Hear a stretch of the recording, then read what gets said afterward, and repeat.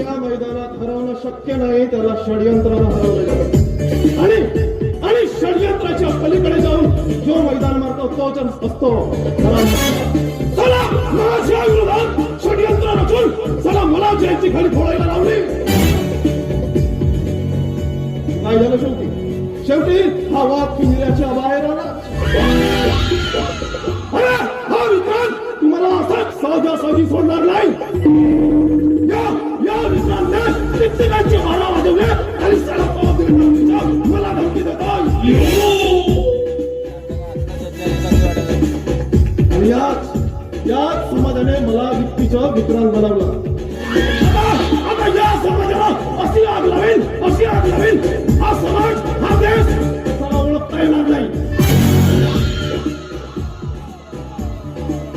त्याला कोण बघायला येतो इकडे नाहीतरी मुंबई मुलं पाहिजे बघतोच याचे काय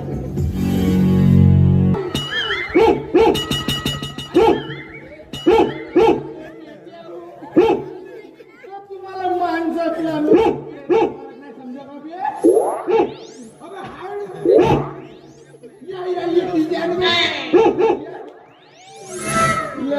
तुम्हाला माणसं नाही समजत का रे? अबे तुम्ही एका कुत्रीचे 10 कुत्रे होऊ शकते बाबू, पण माणसायचं नाही. यांच्या पायाखाली येशील तर मरून जाशील. अबे काय लोक नाव तेच रे.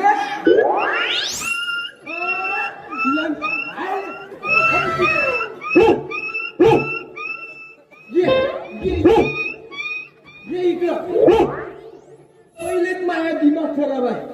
त्या नैनीने मला कामावर ठेवलं आणि हा सारा उभार धंदा माझ्या पाठीमागे लागला. साला सकाळ झाली का करा साफसूफ, सायंकाळ झाली का करा साफसूफ. माझी जिंदगानी का त्या साफसुफी मध्ये जाईल का? आणि हे नैनी चांगली डोंका धरून तर बसते का? आणि अशी रेमसल्यासारखी अशी खाते आणि मस्त टीव्हीवर मस्त चित्रहार पाहत बसते. पण माझ्या जीवाची काही तिला कदरची नाही. आणि या नैनीच्या घरी तर असे पाहुणे येते. अरे असे पाहुणे तर काय सांगू भाऊ. साले खाताच खाते जसं काय किती दिवसाचे उपाशी राहतात तर काय.